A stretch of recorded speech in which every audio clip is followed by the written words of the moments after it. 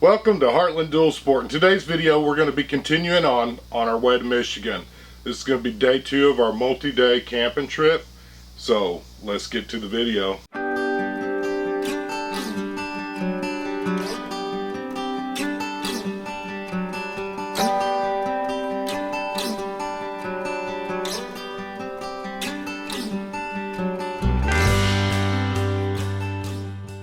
Guys, I need a little bit of feedback real quick. One thing that I noticed, if you guys haven't noticed, I got a couple of little cheap lights off of Amazon for helping with the videos. The one thing that I'm noticing, and I need your guys some input from y'all as well to see if y'all are noticing the same thing.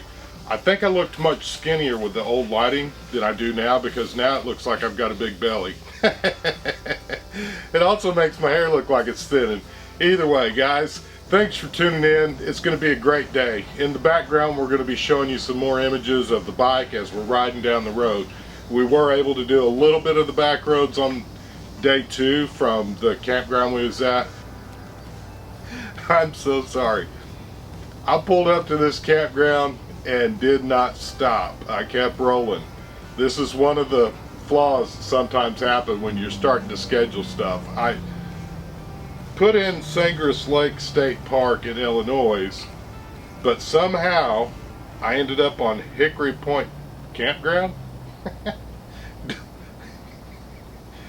I didn't know. I can't even read my own writing. Okay. We're going to start over. And today, we're leaving the campground that we stayed at last night, got some back roads ahead of us, and we're going to Sangres. And we're going to Sangres. We're going to Sangres Lake State Park in Illinois. It's another park that we found online, and what a beautiful place it was when we got there. It was a great trip. Here's your fun story. You know, we've often referred back to our other KLR we had, the red one, and then my cousin Austin, who's really more like a nephew to me. He had the yellow and black KLR. So oddly enough, I'm leaving this campground this morning. It's probably about 8 or 9 o'clock. I'd already stopped at the dollar store, refilled my water bladder with the ice, got some extra water bottles for the road, and then also bought my dinner for that night, so that stuff's taken care of right off the bat, and that one less thing to worry about. And now I can just get back to enjoying the trip. And that's just one of the things that I do, and I find myself doing every time, because anymore it seems like there's a dollar store on every country mile of the back roads, so it just makes it more convenient. Stop there and get that stuff taken care of. So my phone rings and I answer it, and it's Austin. And Austin and I get to talking, and he's really wanting to get another dual sport. He's wanting to go ride some more.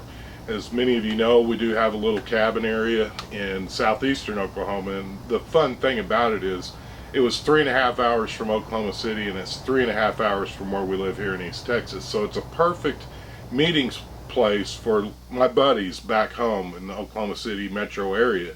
We can all kind of meet down there, and it's halfway for both of us, instead of somebody having to drive almost 8 hours or 9 hours in a day by the time you take a lunch break or whatever. But long story short, we get to talking. We talked for quite a while. I was on this back road for quite some time, and really we had a great time reminiscing about the dual sports. And I told him, I said, look, I've got one on the radar. I've been looking, I've been doing some research. So that could very well be some foreshadowing of some things to come, things that you might see on the channel. Is what did we get, and have we got anything yet?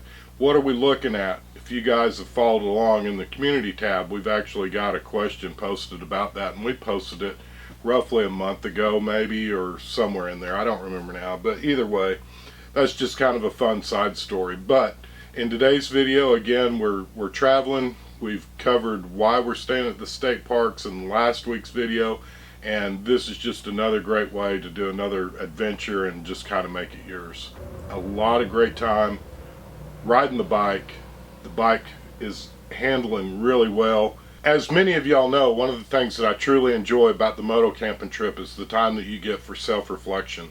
It almost reminds me of the time that I get when I'm out hunting and being in a tree stand and just, you kind of get some time to yourself to really think and evaluate things, and kind of helps you keep things in perspective. Another one of the things that I really enjoy about the moto camping trips is the people that you run into along the way, whether it be at the gas station or at the campground, for example. But I know when we got to camp this particular campground, there were several people there, and they were very nice. I know one guy, I was walking around on one of the little nature trails, and I get way back there, and there's a guy, he's talking to me about moto camping as well. He's actually right now, and on his camping trip that weekend, he's on a mountain bike, and he had ridden his mountain bike. I don't know how far it was that he had to ride it, but he rode back up into this campground for sure.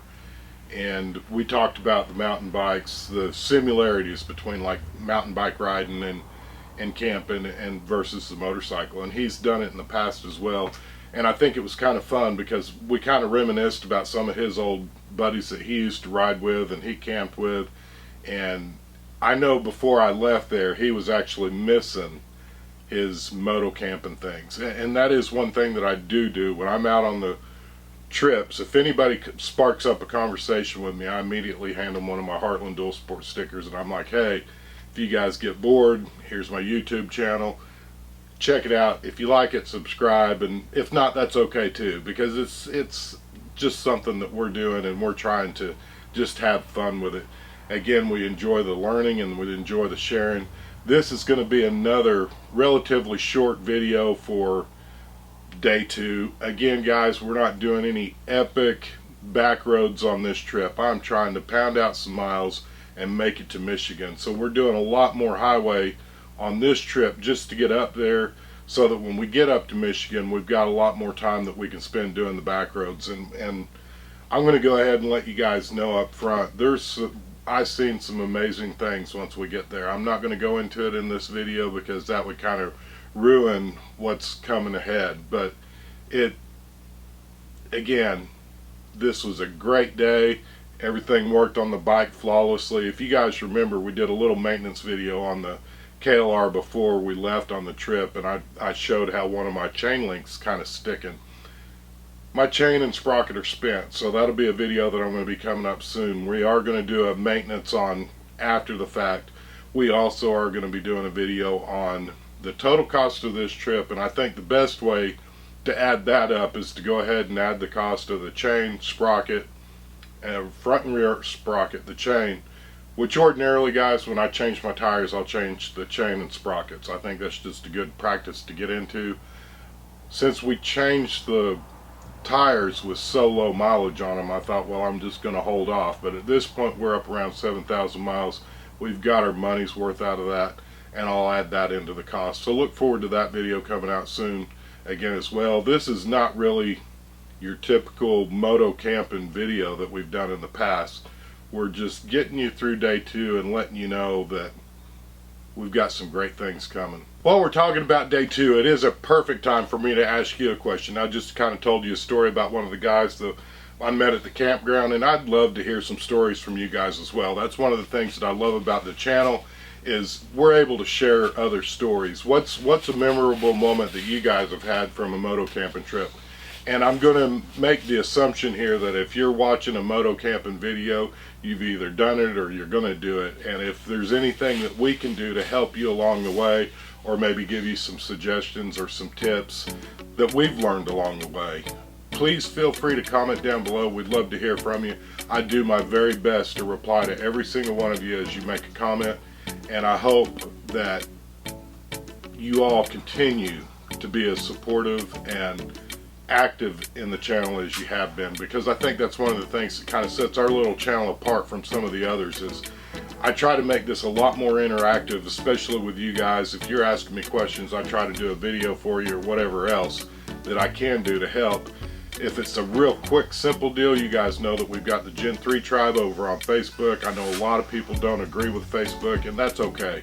It's just another avenue for communication, to be honest with you. If it hadn't have been for our Facebook group, I probably never would have been able to actually send the buddies that I met up in Michigan a message and say, hey, let's meet up and go ride. It's just another avenue without giving out all of your personal information on social media that you can actually make an assessment and make up your own mind. But again, you guys feel free to comment down below. Give me some of your stories from your adventures that you've had. Maybe some people that touched your heart or something when you was on a camping trip, or just somebody that, you know, was real friendly and gave you some advice of some other places to go see while you was out there in their neck of the woods. So again, guys, we appreciate your likes, comments, and subscribes. If you like our video, give us a big thumbs up. If you hate our video, give us a thumb down. We need to know. We need to know what we can do to make it better so that everybody enjoys this. Again, don't forget the Heartland Dual Sport motto. Let's go ride.